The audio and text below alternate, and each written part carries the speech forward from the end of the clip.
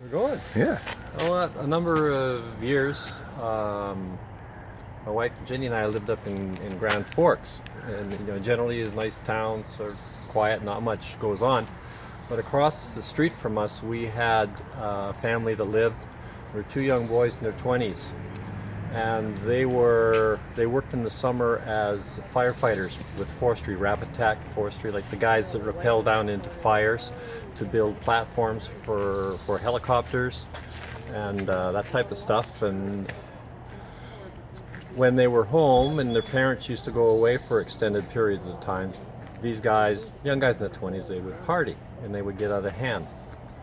And this went on for a while, and we didn't make a huge issue, but we discussed it, but didn't make it much better until one time, and it was winter this time, middle of the night, snow on the ground.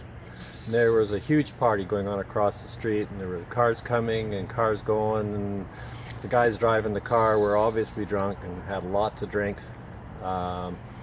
throwing beer cans all over the place, urinating in the front yard, all this kind of stuff. And I didn't really know what to do.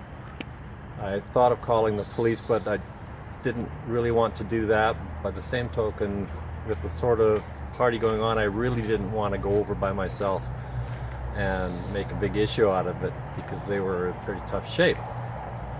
So I guess we sort of lay awake at home in bed and listen to all the noise, and around 4:30 things sort of quieted down, and sort of the rest of the people had left and everything else.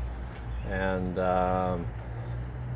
I waited till about 5:30 in the morning until I knew they would have gone to bed or passed out, one of the two. So I just walked across the street, across the road, and sort of wailed on its front door, like as hard as I possibly could, and didn't stop until one of the young guys came to the door, obviously woken him up, and he wasn't really happy. He was like, "Hey Dick, what the F is going on here, man?" And I said, basically, I don't appreciate what you guys are doing. You're keeping us awake all night. I said, your friends, you're letting them drive when they've obviously been drinking and aren't able to drive, hardly stand. Beer cans all over my lawn, and I want you to come outside right now and I want you to clean it up. My aunt and neighbors. And so he apologized, and then he's kind of went back to bed. He cleaned up and went to bed, and from then on, it wasn't a real problem. If there was, he apologized. If there was ever a party going to be going on over there, if his parents away, he would call us up, he would phone us up and say, "Dick, I'm going to have a party, man. If, come over and phone, or let me know if it gets out of hand or gets too loud. I'll wind things up. I'll turn the music down, all that kind of stuff." And after that, it wasn't a problem.